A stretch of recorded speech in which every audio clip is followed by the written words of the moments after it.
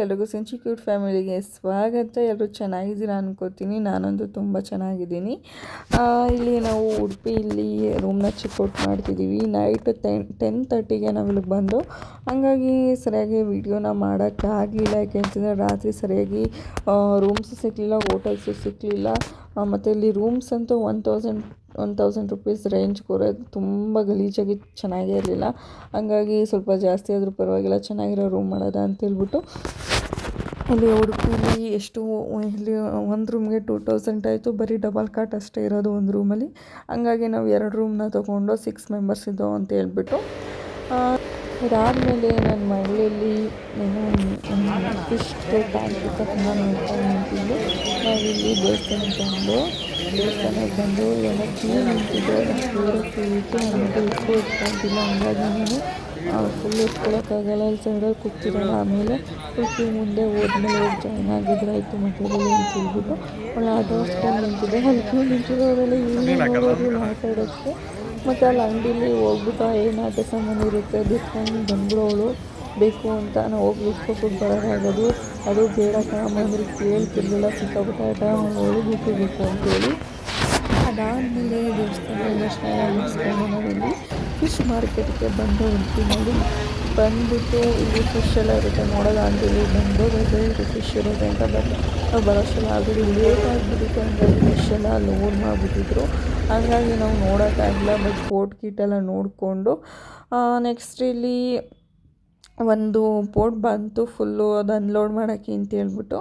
But ನಮ್ಗೆ already time ಆಗಿಬಿಟ್ಟಿತ್ತು. ಹಂಗಾಗಿ ನಾವೇನು ಇದು ಮಾಡಲಿಲ್ಲ, ಹೊರಟುಬಿಟ್ಟು ಬಹುಶಃ ಇನ್ನೊಂದು 10 ಮಿನಿಟ್ಸ್ ಅಥವಾ 15 ಮಿನಿಟ್ಸ್ ವೆಯ್ಟ್ ಮಾಡಿದರೆ ಯಾವ ಥರ ಫಿಶ್ ಎಲ್ಲ ಇದೆ ಅಂತೆಲ್ಲ ನೋಡ್ಬೋದಾಗಿತ್ತು.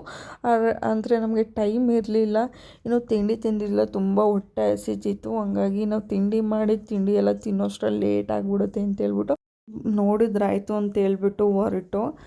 ಅದಾದಮೇಲೆ ನಾವು ಮಲ್ಪೆ ಬೀಚಿಗೆ ಬಂದು, ಬೀಚಲ್ಲೇನು ಆಟ ಆಡೋಕ್ಕೆಲ್ಲ ಏನು ಹೋಗಲಿಲ್ಲ. ಯಾಕೆಂತಂದರೆ ಮುರುಡೇಶ್ವರದಲ್ಲೆಲ್ಲ ಆಟ ಆಡಿದ್ವಲ್ಲ ಅಂತ ಹೇಳ್ಬಿಟ್ಟು ನೆಕ್ಸ್ಟ್ ಇಲ್ಲೇ ತಿಂಡಿ ಎಲ್ಲ ಮಾಡ್ಕೊಬಿಡೋಣ, ಬೆಳಗ್ಗೆ ತಿಂಡಿ ಮಧ್ಯಾಹ್ನ ಅಡುಗೆ ಎಲ್ಲ ಮಾಡ್ಕೊಬಿಡೋದ ಅಂತೇಳ್ಬಿಟ್ಟು ಮಾಡ್ತಿದ್ದೀವಿ. ಹಂಗೇ ಸ್ವಲ್ಪ ಬಟ್ಟೆಗಳೆಲ್ಲ ನೆನೆ ಬೀಚಲ್ಲೆಲ್ಲ ಆಟ ಆಡಿದ್ದು ಬಟ್ಟೆಗಳೆಲ್ಲ ಇತ್ತು, ಅದನ್ನೆಲ್ಲ ಸ್ವಲ್ಪ ಒಣಗಿಸಿ ಎತ್ತಿಟ್ಕೊಳ್ಳೋಣ ಅಂತೇಳ್ಬಿಟ್ಟು ಒಣಗಿಸ್ಕೊತಿದ್ದೋ. ಏಕೆಂತಂದರೆ ಹಂಗೆ ಇಟ್ಕೊಬಿಟ್ರೆ ಸ್ಮೆಲ್ ಬಂದುಬಿಡುತ್ತೆ ಅಂತೇಳ್ಬಿಟ್ಟು, ಬಿಸಿಲಂತೂ ತುಂಬ ಚೆನ್ನಾಗಿ ಬರುತ್ತಿತ್ತು.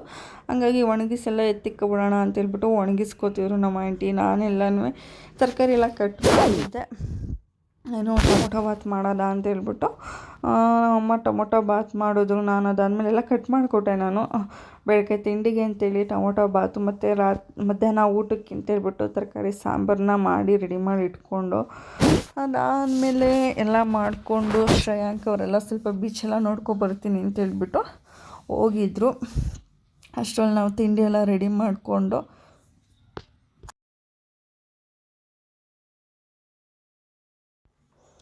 ಅಲ್ಲಿಂದ ಹೊರಟೆ. ಆನ್ ದ ವೇ ಸ್ವಲ್ಪ ಪ್ಲೇಸ್ಗಳನ್ನೆಲ್ಲ ನೋಡಿಕೊಂಡು ಮಧ್ಯಾಹ್ನ ಆಗಿತ್ತು. ಅಷ್ಟರಲ್ಲಿ ಊಟ ಮಾಡ್ಕೊಬಿಡೋದ ಅಂತೇಳ್ಬಿಟ್ಟು ರೈಸ್ಗೆ ಇಟ್ಕೊಂಡಿದ್ದೀವಿ. ಸಾಂಬಾರಲ್ಲೇ ಮಾಡ್ಕೊಬಂದಿದ್ವಲ್ಲ.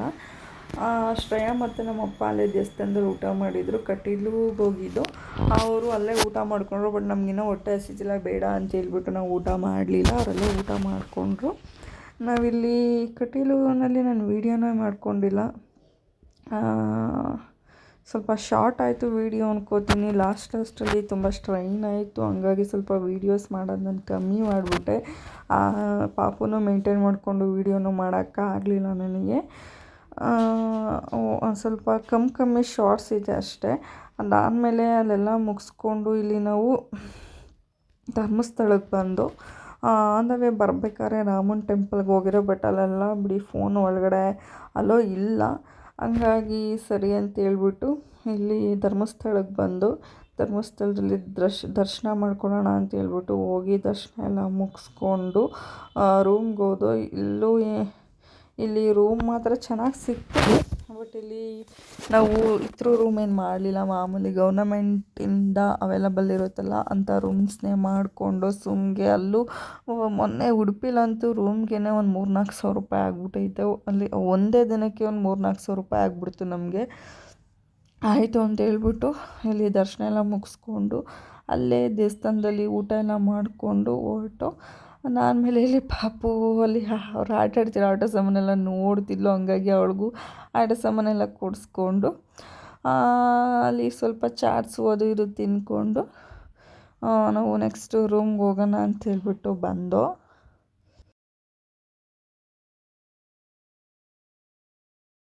ಅದಾದಮೇಲೆ ಇಲ್ಲಿ ಬೆಳಗ್ಗೆಗೆ ನಾನಂತೂ ಫುಲ್ ಸ್ಟ್ರೈನ್ ಆಗಿಬಿಟ್ಟಿದ್ದೀನಿ. ನನ್ನ ಮುಖದಲ್ಲೇ ಗೊತ್ತಾಗುತ್ತೆ. ನನಗಂತೂ ನಿಜ ಹೇಳ್ತೀನಿ, ಎಷ್ಟೊತ್ತಿಗಾದರೂ ಮನೆಗೆ ಹೊಂಟೋಗ್ಬಿಡ್ಲಪ್ಪ, ಯಾಕಾದರೂ ಟ್ರಿಪ್ ಬನ್ನು ಅನ್ನೋ ಥರ ಆಗ್ಬಿಟ್ಟಿತ್ತು. ಏಕೆ ಅಂತಂದರೆ ನನ್ನ ಮಗಳು ಎತ್ಕೊಂಡಾದ್ರೆ ನನಗೆ ಸುಸ್ತಾಗ್ಬಿಟ್ಟಿತ್ತು. ಇಲ್ಲಿ ಅದು ಗಂಟೆ ಗಣೇಶ ಟೆಂಪಲ್ಗೆ ಬಂದು ಧರ್ಮಸ್ಥಳ ಮುಗಿಸ್ಕೊಂಡು ಅಲ್ಲಿಗೆ ಬಂದು ಅಲ್ಲೆಲ್ಲ ದರ್ಶನ ಮುಗಿಸ್ಕೊಂಡು ನೆಕ್ಸ್ಟ್ ಬಂದ್ಬಿಟ್ಟು ನಾವು ಕುಕ್ಕೆ ಸುಬ್ರಹ್ಮಣ್ಯಕ್ಕೆ ಹೋಗೋಣ ಅಂತೇಳ್ಬಿಟ್ಟು ಹೊರಡ್ತಿದ್ದೀವಿ. ಹಾಗೆ ಆನ್ ದ ವೇ ತಿಂಡಿ ಮುಗಿಸ್ಕೊಂಡು ಹೋಗೋಣ ಅಂದ್ಕೊಂಡು ತಿಂಡಿ ತಿನ್ನೋಕ್ಕೆ ಅಂತ ನಿಲ್ಲಿಸ್ತು ಕಾರಣ.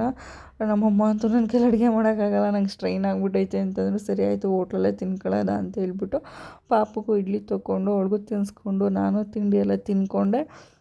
ಹಂಗೆ ಎಲ್ಲ ತಿಂಡಿ ಎಲ್ಲ ತಿಂದು ಮುಗಿಸ್ಕೊಂಡು ಕುಕ್ಕೆ ಸುಬ್ರಹ್ಮಣ್ಯಕ್ಕೆ ಬಂದು ಕುಕ್ಕೆ ಸುಬ್ರಹ್ಮಣ್ಯದಲ್ಲಿ ಸ್ನಾನ ಎಲ್ಲ ಮುಗಿಸ್ಕೊಂಡು ಹೊಳೇಲಿ ಸ್ನಾನ ಅದೂ ಆಲ್ರೆಡಿ ನಮ್ಮ ಅಮ್ಮನಿಗೊಂದು ಜ್ವರ ಬಂದ್ಬಿಟ್ಟಿತ್ತು. ಅಂದರೂ ಅವರು ಸ್ನಾನ ಮಾಡಬೇಕು ಅಂತೇಳ್ಬಿಟ್ಟು ಹೊಳೇಲಿ ಮಾಡಲೇಬೇಕು ಅಂತೇಳ್ಬಿಟ್ಟು ಸ್ನಾನ ಮಾಡಿಕೊಂಡ್ರು.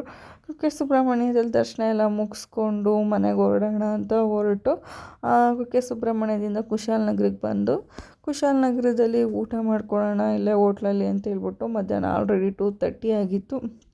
ಹೋಟ್ಲಲ್ಲಿ ಊಟ ಮಾಡಿಕೊಂಡು ನಿಜ ಹೇಳ್ತೀನಿ, ನಮ್ಮ ಮಂಡ್ಯ ಸೈಡ್ ಥರ ಊಟ ಇರೋಲ್ಲ, ಅಲ್ಲೇ ಬೇರೆ ಥರ ಡಿಫ್ರೆಂಟಾಗಿರುತ್ತೆ ಊಟ. ಅದರಲ್ಲೂ ಸಾಂಬಾರಂತೂ ನಮ್ಗೆ ಅಷ್ಟು ಅಡ್ಜಸ್ಟ್ ಆಗೋಲ್ಲ. ಏಕೆಂದರೆ ಅಲ್ಲಿ ಇಂಗು ಬೆಲ್ಲ ಎಲ್ಲ ಹಾಕ್ತಾರೆ, ನಾವು ಇಂಗು ಬೆಲ್ಲ ಎಲ್ಲ ಅಷ್ಟು ಯೂಸ್ ಮಾಡೋಲ್ಲ ಸಾಂಬಾರಿಗೆಲ್ಲ. ಹಂಗಾಗಿ ನಮಗೆ ಅಷ್ಟು ಅಡ್ಜಸ್ಟ್ ಆಗಲಿಲ್ಲ. ಬಟ್ ಏನೂ ಮಾಡೋಕ್ಕಾಗಲ್ಲ, ಓದಿದ ಕಡೆ ಅಡ್ಜಸ್ಟ್ ಮಾಡ್ಕೊಳ್ಳೇಬೇಕು. ಅಲ್ಲೆಲ್ಲ ಊಟ ಎಲ್ಲ ಮುಗಿಸ್ಕೊಂಡು ನೆಕ್ಸ್ಟ್ ನಾವು ಸೀದಾ ಮನೆಗೆ ಹೊರಟು. ಎಲ್ರಿಗೂ ಟೇಕ್ ಕೇರ್, ಬಾಯ್ ಬಾಯ್. ಎಲ್ಲರೂ ಚಾನಲ್ನ ಸಬ್ಸ್ಕ್ರೈಬ್ ಮಾಡಿಕೊಂಡು ಸಪೋರ್ಟ್ ಮಾಡಿ.